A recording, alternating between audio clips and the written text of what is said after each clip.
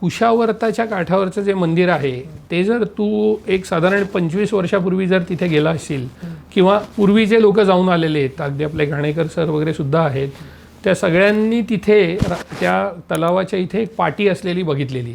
मी पण ती पाटी बघितलेली आणि त्या पाटीवरती रामेश्वर असं लिहिलेलं होतं. लकीली आमचे मित्र गिरीश मांडके म्हणून आहेत, त्यांच्या वाचनात या गोष्टी आलेल्या होत्या आणि एक देसाई नावाचे एक अभ्यासक होते. तर मला एक प्रश्न होता की संजीव देसाईंनी मराठीत तर लिहिलं होतं असं की कुशावर्त तलावाच्या काठावर असलेल्या रामेश्वर मंदिराजवळ श्री रामेश्वर असं म्हटलंय, अग्नी दिला गेला असं ते म्हटलं. ह्यांनी कदाचित इंग्लिशचं ट्रान्सलेशन करून स्वतःच्या मनाने काठावर असा शब्द घातला असेल, कारण काठावर हा शब्द खूप महत्त्वाचा होता. हां, कारण आधीच्या कागदपत्रात कुशावर्तावर होतं, तर इथे काठावर हा महत्त्वाचा होता.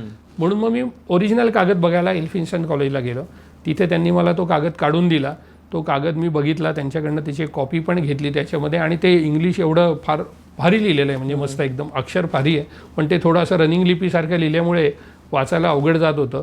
पण मी 2-3 जणांकडनं ते व्यवस्थित वाचून घेतलं त्याच्यामध्ये. तर त्याच्यात स्पष्ट लिहिलेलं आहे Shri Rameshwar temple on the bank of Koshavart तलाव, KOOSHA केलं आहे, कोशावर्त तलाव, टँक असं म्हटलंय, तलाव नाही.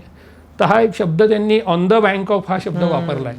त्यावरनं हे निश्चित सांगता आलं की अरे हे बरोबर जे कुशावर्ताच्या काठावर आहे ते रामेश्वर आहे. आणि मग ती लिंक लागली मला की ती 25-30 वर्षापूर्वी कोणीतरी जी पाटी लिहिली होती ती हा अभ्यास करूनच ती पाटी लिहिलेली होती, म्हणजे अशीच कोणीतरी लावलेली नव्हती ती पाटी. तर त्याच्यामुळे आता आज काय झालंय, परत आता आज त्याचं वाडेश्वर नाव द्यायला सुरुवात झाली. तिथे आर्किओलॉजीनी हे केलेलं आहे, पण आता हे नवीन संशोधन झालंय, त्यात ते रामेश्वर मंदिर आहे हे सिद्ध झालंय याच्यामध्ये. त्याचं आर्टिकल आता येईल, माझं मंडळाच्या त्रैमासिकात दिलंय मी, ते होईल त्याच्यामध्ये पब्लिक.